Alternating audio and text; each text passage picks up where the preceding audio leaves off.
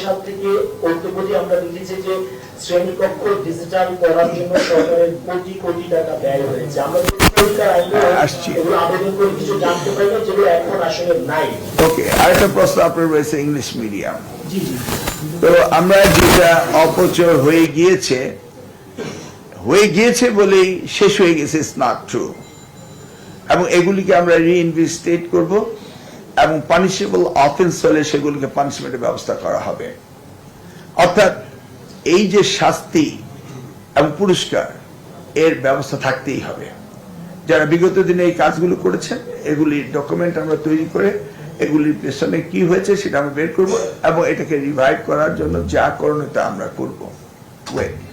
English medium প্রশ্ন শেষ হয়ে ইংলিশ মিডিয়াম, আপনারা জানেন সেই সময়ে আমরা এই বাংলা পিডিয়া ইংলিশ মিডিয়ামে আমাদের হেরিটেজ, কালচার, হিস্ট্রি, রিলিজিয়ন্স এগুলিকে ভ্যালু দিয়ে বাংলা পিডিয়া আমরা ইনক্লুড করেছিলাম।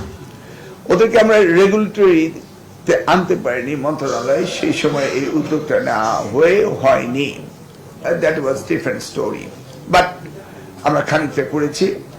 এবার আমার সাথে প্রতিমন্ত্রীর কথা হয়েছে যে আমরা ইংলিশ মিডিয়াম স্কুলগুলো কিভাবে আমাদের রেগুলেটরি আন্ডারে আনা যায় সেই ব্যবস্থা আমাদের নিতেই হবে। কারণ আপনি যদি মনে করেন আজকে ইউনাইটেড স্টেটসে গিয়ে যে কোনো একটি স্কুল করবেন, it's not possible.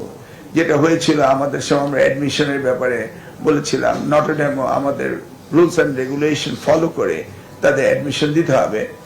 Then they went to the High Court and they lost the case, as you remember. অতএব এটা গণপ্রজাতন্ত্রী বাংলাদেশ সরকার এবং এই শিক্ষা মন্ত্রণালয়ের অধীনস্থ প্রত্যেকটি স্কুল কলেজকে হতেই হবে, এর কোনো বিকল্প নেই।